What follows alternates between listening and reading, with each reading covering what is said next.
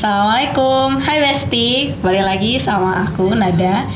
Dan di sini kali ini aku mau nemenin kalian dan kita ngundang satu lagi tamu spesial. Kemarin kan Presiden Bes udah ya, sekarang Bu Apresnya dong. Sini Bu Apres, kita undang dulu. Oke, halo. Halo. Sapa dulu dong pemirsa. Ya. Assalamualaikum warahmatullahi wabarakatuh. Halo semuanya. Perkenalkan, nama aku Sofia Mufidah Hanun, biasa dipanggil Hanun, dari kelas 11. Sekarang menjabat jadi Wakil Presiden BES periode 2023-2024. Kayaknya Hanun agak tegang nih. Jadi kita nanya dulu nih. Sebenarnya Hanun tuh introvert atau extrovert sih? Aku introvert, Nada. Oh, gitu ya. Iya. Tapi sering ngomong dong jadi sebagai wakil presiden, ya nggak sih? Kalau untuk ngomong,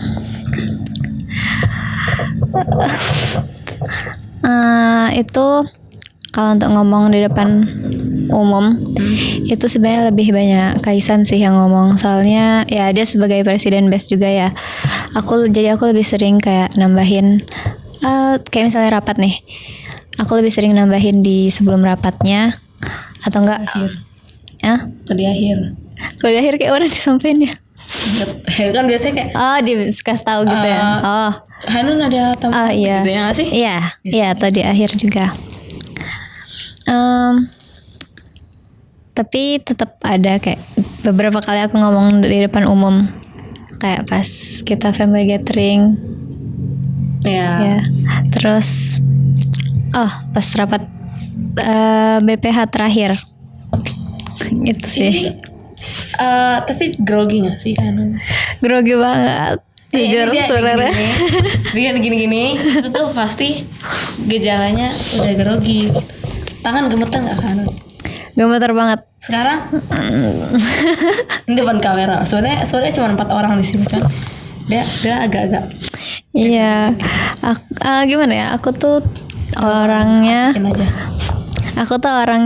kalau mau ngomong harus udah tahu apa yang mau diomongin. Kayak udah disiapin dulu.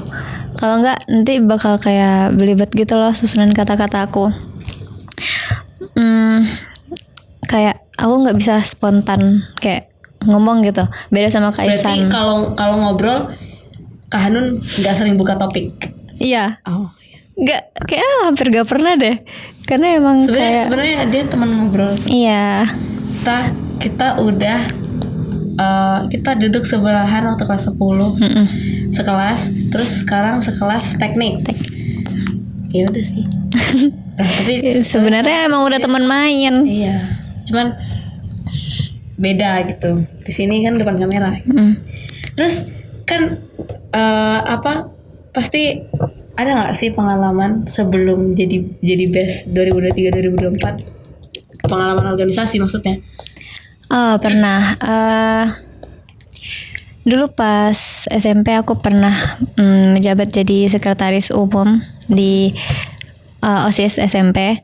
Tapi karena pandemi kan ya, jadi nggak terlalu aktif. Jadi ya kerjanya gitu-gitu aja sih. Terus pas masuk SMA itu kan kita ada matriks ya. Iya. Nah, pas matriks ya yang perkenalan itu awal. Nah itu tuh abang-abang, kakak-kakak dari semua organisasi di UA itu kayak perkenalin diri dulu. Dan dari situ aku sebenarnya udah kayak aku pengen masuk BES gitu. Kader penerus. Habis itu alhamdulillahnya aku Februari 2023 aku dipilih jadi sekretaris Kemenlingdop, Kementerian. Nggak daftar ya? Iya. Tiba-tiba dia dapat telepon dari Satyoga. Aku tuh dikasih tahu. Iya. Juga tiba-tiba nelpon. Terus soalnya gara-gara waktu itu pada zamannya aku itu lagi ada Monik, ada Fadia. Oh iya. Terus ada siapa lagi ya? Banyak. Itu tuh yang kalian ngecek ini ya ke rumahku. ya. itu ada tugas bingo deh kalau nggak salah. Terus abis itu ngecek bareng kan, ngecek bareng, masuk, ada Hanun gitu kan. Masuk, emang Hanun daftar ya? Enggak. Aku tanya lah Hanun ya. Nat, tiba-tiba abis apa gitu ya? Malam apa pagi-pagi? Pagi-pagi aku ditelepon. Hanun, kamu ini ya, segmen ya. Mana segmen Bang Bintang ya. Gemeter deh langsung. Panik. Ya tapi aku tetap iyain soalnya ya kesempatan, soalnya aku waktu itu juga nggak sempet daftar kan. Oh, waktu itu kenapa tuh Kak Hanun? Aku lagi liburan ada. Oh iya. Oh iya, aku ingat. Oke. Terus ini kan harusnya ceritanya sama Kaisan beda sih. Cerita gimana akhirnya memutuskan nyalon jadi wapres. Yang tadi aku lanjutin dulu kali. Oh iya. Sorry. Pas itu jadi sekretaris Kemenlingdup itu aku baru mulai belajar kayak surat menyurat, proposal, laporan pertanggungjawaban. Nah di situ aku baru mulai belajar. Abis itu kan BES periode 2023 kan ngadain acara Wafes 1.0 ya. Nah di situ aku alhamdulillah diamanahin lagi jadi sekretaris inti. Nah terus di situ aku mulai memperdalam lagi. Nah di situ sebenarnya awal mula aku nyalonin diri lagi jadi wakil presiden. Bang Bintang berarti bantu banyak banget dong. Kayak apalagi di situ kayak pertama. Oh iya. Kayak iya. Aku nggak kenal Bang Bintang nih. Bang Bintang banyak banget bantu. Walaupun ya sebelumnya nggak saling kenal ya, baru di situ banget kenalannya pas Hamin 1 pelantikan kan kan ada pelatihan pelantikan kan, yang kata latihan itu di situ banget baru Ustadz Yoga temuin Hanun ini menteri kamu ya. Aku kayak oh iya bang. Tuh kayak maaf ya Bang Bintang di mention di sini tapi dia sebenarnya mau bilang makasih. Iya makasih banget Bang Bintang. Sebenarnya suka dukanya banyak tuh katanya di Lingdup. Iya terus kita tadi cerita pada akhirnya jadi wakil presiden. Iya, nyalonin diri. Nih kita dulu tuh pas kelas 10 sebenarnya aku udah sempat nyalonin diri. Iya. Jadi wakil presiden sama itu orang di belakang. Iya, Rafael. Dia nyalon dulu. Nah, terus tapi nggak lolos pas tahap wawancaranya.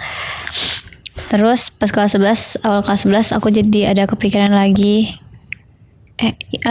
kepikiran lagi buat nyalonin diri lagi jadi wakil presiden, tapi belum tahu nih sama siapa sih yang cocok.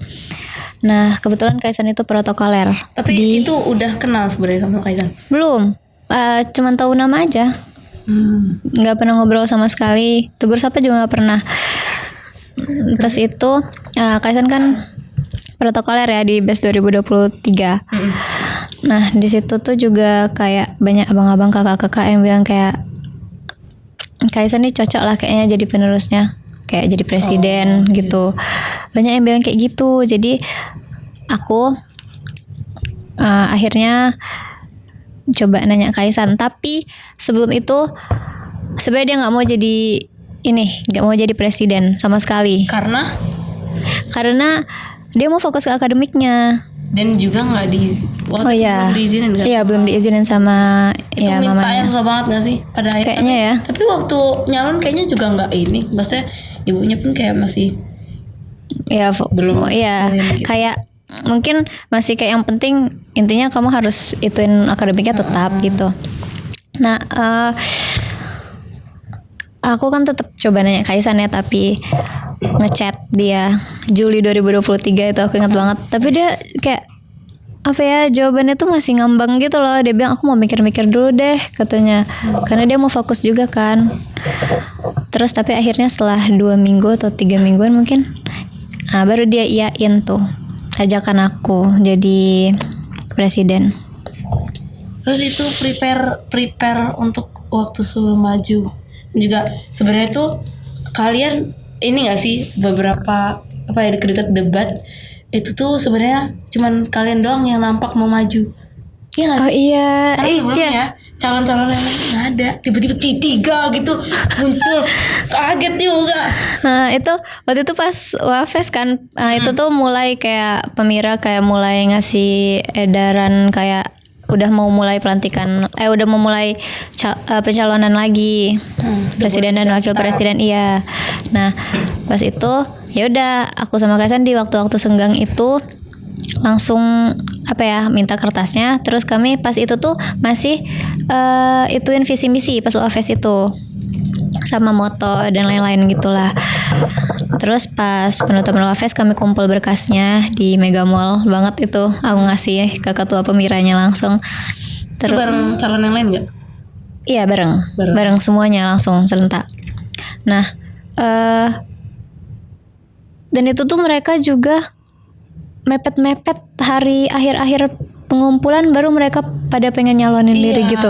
Makanya tadi kata Nada langsung 3 tiba-tiba. Udah 3 gitu. Padahal ya awalnya sebenarnya juga kayak mikir ini siapa lagi yang mau. Iya.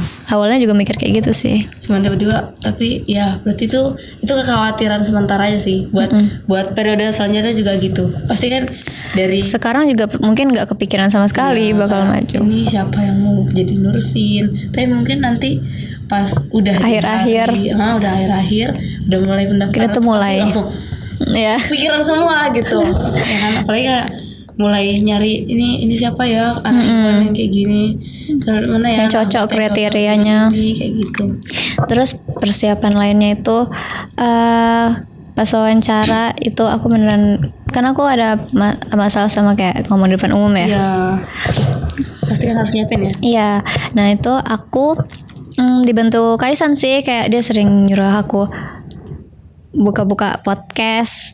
Itu ya buka-buka gitulah. Iya, sekarang diundang. Nah, habis itu pas sebelum debat juga, itu malam sebelum debat Kaisan nyuruh aku ngebaca semua visi misinya. Terus aku disuruh ngejelasin satu-satu ke dia. Jadi beneran kayak harus rinci gitu, biar nanti pas debat kata dia, pas debat kata dia kayak enggak grogi banget gitu. Tapi tetap nggak sih kayak Iya pasti. udah dia aku ngeliat waktu debat itu kayak tuh banyak diam. Aku tahu kakinya gerak. Iya. Kakinya kayak ya Allah gitu. Ini kayak terus dalam hati Hanun semangat. Karena keinget nggak jadi. Nggak jadi. Oke, ini aku sebenarnya pernah nggak tahu ya. Karena SSO bidang apa nih? Aduh. Soalnya dengar SSO kan.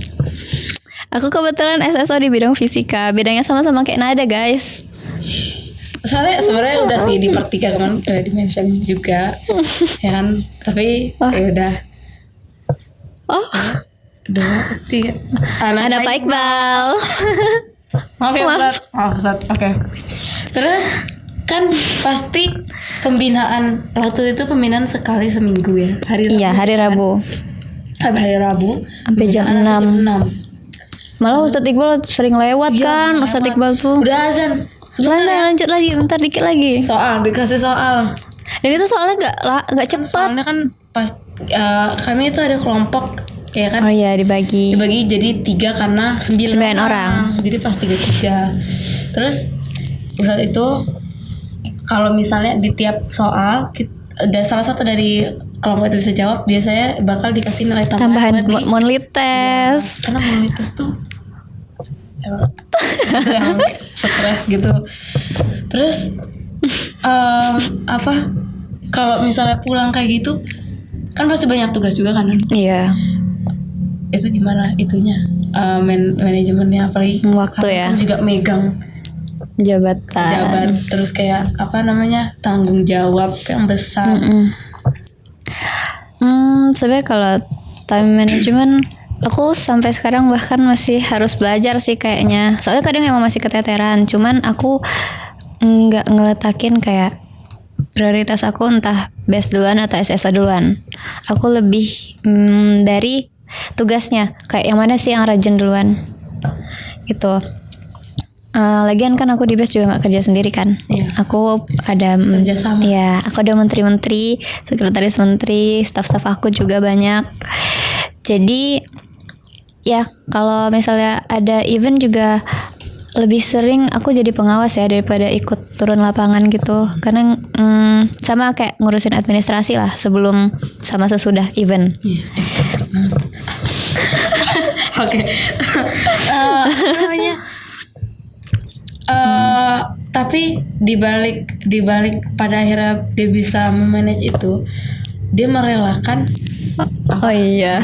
merelakan sesuatu yang dia cintai. Penting lah di hidupnya sebenarnya. Mungkin kalau misalnya burn out, dia larinya ke situ mungkin. Itu Beberapa apa tuh? kali. Melepaskan apa tuh? Melepaskan taekwondo guys. Udah sabuk apa tuh? Aku taekwondo tuh udah 2 tahun.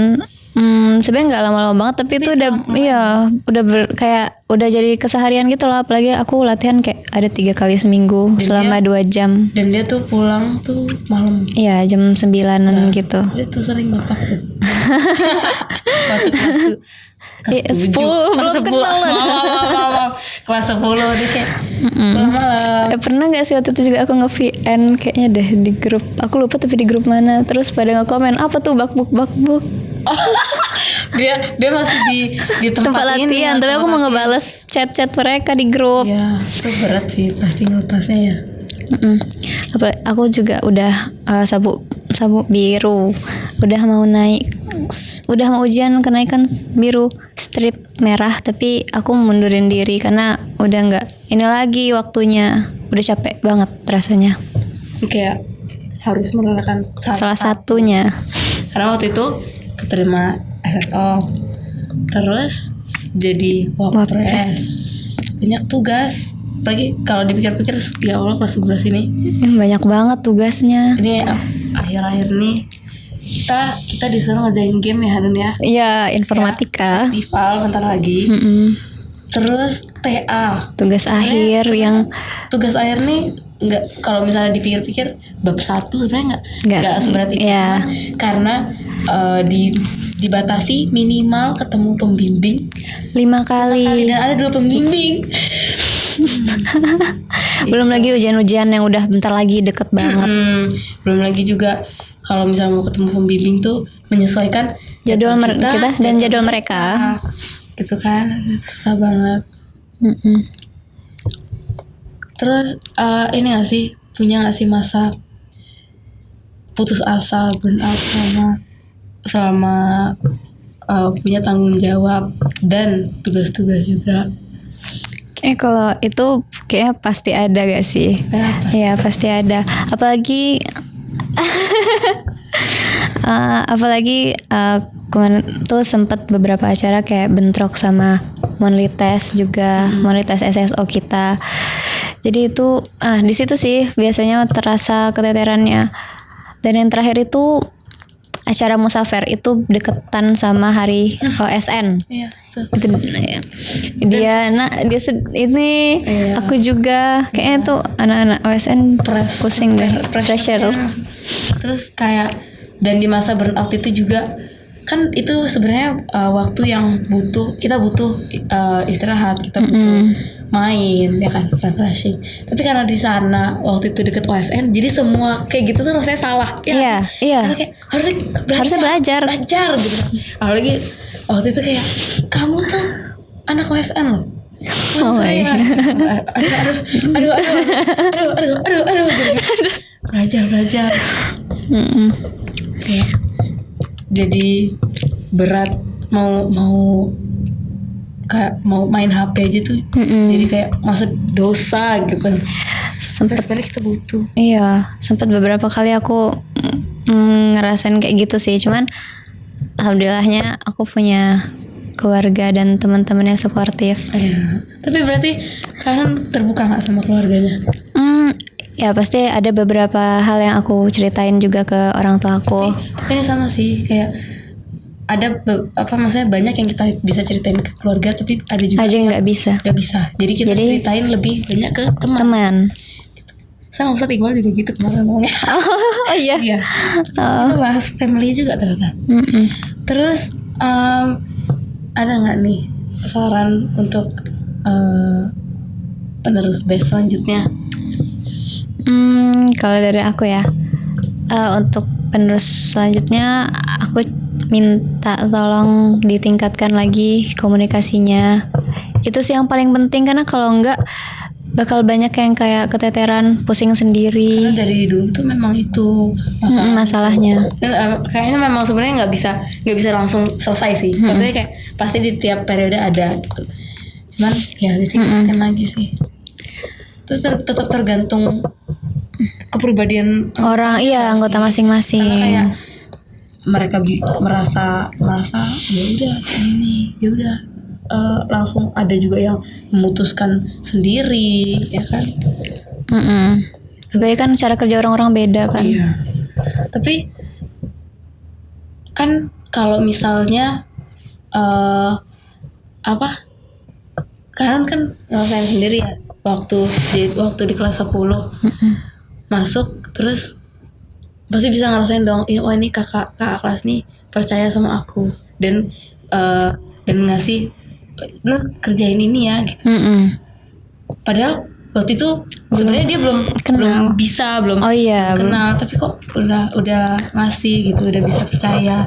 Nah karena sekarang Kak Hanun kan sebagai wapres ya kan, terus pasti di saat itu pandangannya kayak gini nih ke anak-anak kelas 10 baru, sekarang gitu kan. Terus itu gimana percayanya? Ya pada akhirnya yaudah kalian kalau ngerjain ya bisa belajar dari minta tolong yang lain atau ya belajar sendiri gitu kan. Itu gimana bisa kayak kasih percaya ke mereka gitu. Kan ya sebelumnya kan juga kan sebelum masuk BES juga ada tahap pengisian formulir dulu yang isinya juga kenapa alasan-alasan mereka mau masuk BES, terus dilanjutkan sama wawancara juga kan. Dari situ kan udah pasti keseleksi beberapa orang kan, banyak orang lagi. 2 sesi ya? Iya, pertama sama presiden wakil presiden kan. Ya, jadi Hanun juga nyoba nelusuri ini kepribadian anaknya juga. Ya. Terus itu baru ke menteri dan sekretaris menteri masing-masing yang kementerian tujuan mereka. Dan jadi setelah diwawancara sama presiden wapres kan menteri dan segmennya juga ngeliat dulu kan apakah mereka ini cocok atau ini bakal bisa atau enggak kayak gitu. Jadi setelah itu misalnya mereka merasa cocok, pasti komunikasi ke ya kami berdua. Terus setelah itu mereka ACC, terus habis itu mereka ke guru pembina dulu. Ya, jadi emang udah diseleksi benar-benar baru ini. Jadi karena itu ya udah bisa. Ya, gitu ya. Karena aku juga yakin, aku pernah cerita juga sih tentang itu ke ada orang cerita. Oke. Anonimus. Ya, cerita ya pas masa-masa itulah, masa-masa lagi pusing-pusingnya. Nah itu aku cerita, ini sebenarnya benar gak sih aku ngambil step ini. Aku pernah cerita kayak gitu. Terus orang itu bilang sebenarnya nggak ada yang salah pilih orang. Cuman mungkin orang itu aja yang, karena mereka juga mau kan. Iya. Jadi cuman orang itu aja yang emang harus nyesuaiin ke kami juga. Tapi kan waktu periode BES pertama maksudnya 2023 itu kan jadi sekretaris. Setelah itu ada nggak kepikiran ke MPK? Kan lebih kayak lebih kayak kalau misalnya ngurusin administrasi. Iya lebih ke MPK ya. Pikiran nggak? Ada sempat kepikiran. Iya. Ada, tapi itu cuma bentar banget karena habis dari sekretaris itu aku udah kayak nggak tahu, klop aja karena aku suka juga ngikut acara-acara kayak gini.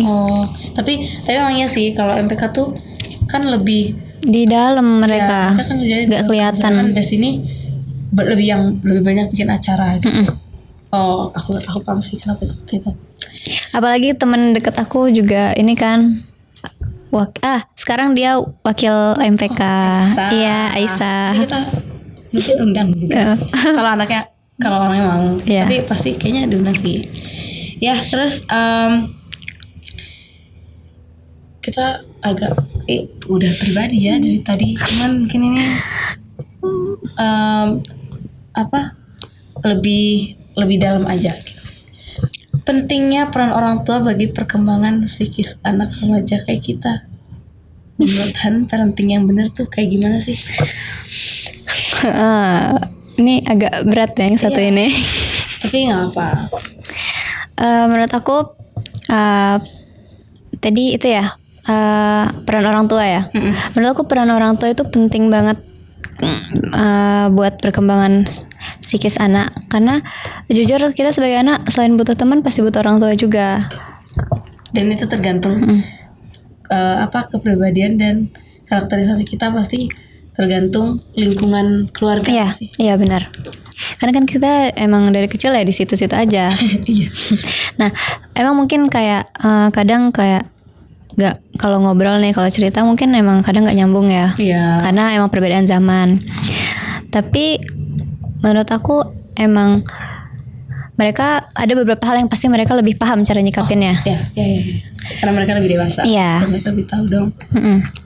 Jadi menurut aku kalau ada masalah itu nggak cuman harus cerita ke kawan juga sih. Kadang kita emang harus cerita ke orang tua juga, supaya kita bisa lebih aware juga sama diri kita ke depannya.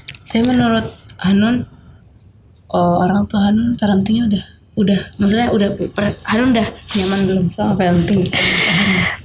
Sebenarnya untuk beberapa hal udah nyaman. Cuman ada mungkin beberapa yang kayak sebenarnya itu karena khawatir, tapi kadang aku ngerasa jadi kayak aku pengen ini tapi aku nggak dikasih gitu, aku nggak dibolehin. Kayak misalnya entah mungkin ada tahu ya, aku susah untuk keluar main sama kawan-kawan. Tapi plusnya dari situ nggak ditanya tuh kalau kalau misalnya aku udah pergi nih, udah sekali dibolehin sampai ya udah terserah sampai jam berapa. Iya. Tapi kayak gitu kadang kan kalau misalnya dilarang gitu ya, nggak usah. Apalagi kalau misalnya kayak ya larangan besar gitu lah ya kan. Terus mereka dibilangin kok udah ngerasain gitu, mama atau papa udah ngerasain gitu, nggak usah diulang lagi gitu. Pasti kan kayak gitu kan. Terus apalagi kalau misalnya anak pertama ya, pasti kan mikirnya kayak ya udah biarin aja aku ngerasain sendiri dulu. Baru kalau aku nyesel ya udah nyesel sendiri. Kayak gitu. Iya. Benar juga. Aku kayak gitu soalnya. Terus kayak tapi menurut Hanun gimana sih, kayak mending dengerin aja atau di sisi lain kayak ya kalau misalnya mau ini ya udah rasain sendiri gitu. Kalau aku sendiri ya, ini aku pribadi ya. Mungkin karena aku juga bukan anak pertama ya. Aku nggak mikir kayak biar aku ngerasain sendiri. Karena aku kalau emang udah nggak dikasih, aku lebih milih buat nurut aja. Karena nggak tahu aku kadang kayak suka takut gitu loh. Kayak misalnya naik motor, aku nggak dikasih kan naik motor kecuali kayak deket-deket rumah aja. Nah aku nggak mau nekat gitu kayak ngerasain gitu, nggak mau karena takut juga nanti nggak diridoi juga gimana. Coba aja gitu kan, kenapa enggak? Wah, banyak sih udah kita ngobrolnya. Tadi ada satu pertanyaan gak sih? Apa tuh? Parenting yang baik itu kayak mana? Oh iya, parenting yang baik tuh kayak gimana tuh? Menurut aku kalau parenting yang baik itu dia menyesuaikan sama perkembangan zaman sih. Yang penting kayak tetap kayaknya kita nggak tahu sih ya. Kayaknya aku beda deh. Kayaknya kita beda perspektif. Aku kayak ya udah ngebebasin mungkin anakku nge-explore dirinya, tapi bakal tetap ada batasan-batasannya. Apalagi kita sekarang hidup kayak udah internet di mana-mana. Kita ya itu sih paling dibatasin di pemakaian gadgetnya. Ya, sama sih sebenarnya, cuman kayak kan kalau misalnya apa ya, kadang ada orang tua yang terlalu menormalisasikan semua hal yang terjadi di zaman ini gitu kan. Sedangkan ya sebenarnya nggak usah semua juga. Iya benar. Sih. Udah ya Karun ya. Iya. Kayaknya udah panjang. Oke, makasih yang udah nonton. Kita sampai sini aja. Semoga kita ketemu lagi sama Kanun. Kayaknya enggak sih. Tapi yaudah, see you soon. Dadah guys. Assalamualaikum warahmatullahi wabarakatuh.